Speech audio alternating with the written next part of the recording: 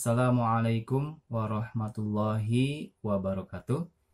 Jumpa lagi dengan Bapak di channel PAI ini ya, kelas 12. Nah, sekarang kita akan membahas mengenai bab iman kepada qada dan qadar. Mari kita awali pertemuan kali ini dengan basmalah. Bismillahirrahmanirrahim. Oke, yang pertama adalah beriman kepada qada dan qadar. Ini adalah peta konsepnya yang akan kita pelajari. Yang pertama, pengertian iman kepada qada dan qadar, kemudian kaitan takdir, ikhtiar dan tawakal. Kemudian yang ketiga adalah dalil-dalil dari Al-Qur'annya, disebut dengan dalil nakli. Kemudian yang terakhir adalah manfaat mempelajari atau hikmah dari mempelajari iman pada qada dan qadar. Oke, yang pertama kita awali dengan pengertian. Pengertian iman pada qada dan qadar ini berasal dari bahasa Arab tentunya. Nah, qada sendiri secara bahasa ini berarti ketetapan, ketentuan, ukuran, takaran, atau sifat.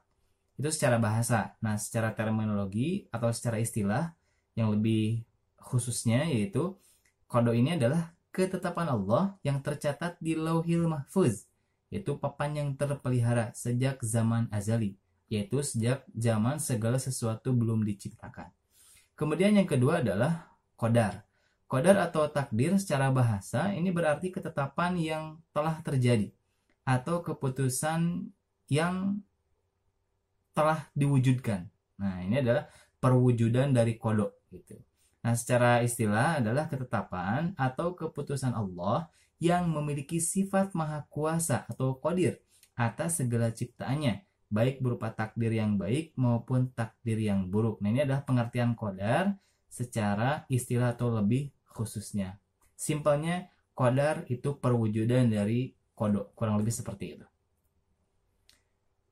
Takdir itu sendiri dibagi atas dua, yaitu takdir mubrom yang tidak bisa dirubah, dan yang kedua adalah takdir mu'allaq atau takdir yang bisa dirubah. Nah, takdir mubrom ini contohnya adalah setiap makhluk pasti akan mengalami mati.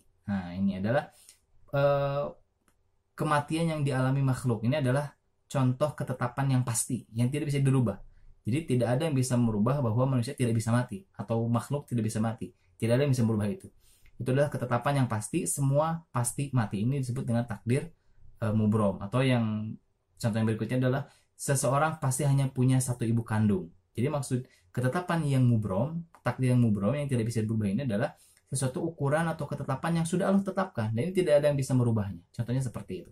Firman Allah Subhanahu wa taala yang artinya adalah tiap-tiap yang bernyawa akan merasakan mati. Sesungguhnya pada hari kiamat sajalah disempurnakan pahalamu. Nah, ini contohnya seperti ini dalam Quran surat Ali Imran ayat 185. Kemudian contoh yang takdir mu'allaq. Nah, ini setiap hamba diberi peluang atau kesempatan oleh Allah untuk berusaha mengubah keadaan dirinya menjadi lebih baik. Firman Allah Subhanahu wa taala, sesungguhnya Allah tidak akan merubah keadaan suatu kaum sehingga mereka mau mengubah keadaan yang ada pada diri mereka sendiri. Quran surat Ar-Ra'd ayat 11. Nah, jadi takdir mu'allaq ini adalah ketetapan yang dikaitkan dengan ikhtiar manusia. Jadi manusia berhak untuk menentukan keinginannya. Jadi ketika kita ingin mendapatkan ketetapan Allah yang menurut kita baik, menurut kita sesuai keinginan kita, maka kita harus berusaha. Ini adalah contoh takdir mu'allaq. Nah, dalilnya jelas, surat Ar-Ra'd ayat 11. Jadi Allah akan memberikan sesuatu sesuai dengan apa yang kita usahakan. Kita ingin berubah dari suatu keadaan miskin misalkan menjadi kaya, maka kita berusaha untuk mendapatkan takdir kaya itu. Nah, kurang lebih contohnya seperti itu, dan masih banyak contoh yang lainnya. Nah, tapi dalam memahami takdir ini ada dua golongan yang dinilai sesat atau dinilai salah, yaitu golongan qadariyah dan golongan jabariyah. Nah, ini adalah golongan qadariyah ini adalah yang mengingkari adanya takdir. Jadi mereka hanya meyakini manusia itu usaha dan usaha saja, tidak meyakini adanya campur tangan Allah Subhanahu wa taala. Berbeda dengan jabariyah, mereka mengingkari adanya usaha. Mereka hanya pasrah, diam, menunggu ketetapan Allah. Nah, ini juga salah. Sehingga pemahaman yang benar adalah di antara keduanya. Di samping kita berusaha untuk menentukan sesuatu yang kita inginkan, kita juga meyakini bahwa apapun nanti hasil dari ikhtiar kita, itulah adalah ketetapan dari Allah Subhanahu wa Ta'ala. Kurang lebih seperti itu. Nah, ini dalil nakli atau dalil Al-Qur'annya ada dalam Quran At-Taubah ayat 51, ada dalam Quran surat Al-Qamar ayat 49, ada dalam Quran surat An-Nahl ayat 61. Nah, ini dalil-dalilnya kurang lebih seperti ini. Kemudian yang berikutnya adalah kaitan antara takdir, ikhtiar, dan tawakal. Ada ketetapan, ada usaha, ada penyerahan kepada Allah Subhanahu wa Ta'ala. Jadi kita ikhtiar ini untuk mewujudkan keinginan dari ketetapan yang sudah Allah tetapkan. Nah, setelah itu apa? Setelah ikhtiar maksimal, diakhiri dengan bertawakal, menyerahkan sepenuhnya hasil dari usaha kita kepada Allah Subhanahu wa Ta'ala. Kurang lebih seperti itu. Nah, yang terakhir adalah hikmah beriman pada qada dan qadar dalam kehidupan sehari-hari. Yang pertama, mendorong kemajuan dan kemakmuran, sehingga seseorang itu yakin ketika dia berusaha maka akan mendapatkan hasil yang terbaik sesuai dengan usahanya itu. Kemudian yang kedua, menghindari sifat sombong, karena semua yang terjadi pada dirinya, baik itu kesuksesan ataupun kekayaan, itu semuanya sebetulnya berasal dari ketetapan Allah Subhanahu wa Ta'ala. Dan yang ketiga, melatih berhusnuzon, berbaik sangka, karena Allah tidak mungkin salah menentukan sesuatu ketetapan. Yang keempat, melatih kesabaran. Nah, dalam kesabaran ini kita berusaha untuk sekuat tenaga mendapatkan apa yang kita inginkan, dan ketika apa yang terjadi pada kita tidak sesuai dengan apa yang kita inginkan, kita bersabar dan kita yakin takdir Allah yang terbaik.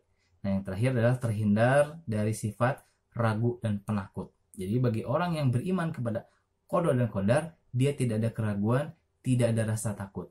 Dia yakin semua yang dia usahakan itu akan berhasil baik, dan apapun ketetapan yang Allah berikan, itulah yang terbaik menurut Allah Subhanahu wa Ta'ala, walaupun kadang menurut manusia dipandang kurang baik. Padahal itulah yang terbaik bagi kita semua.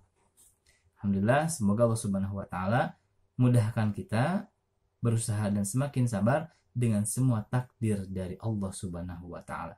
Amin ya rabbal alamin. Wassalamualaikum warahmatullahi wabarakatuh.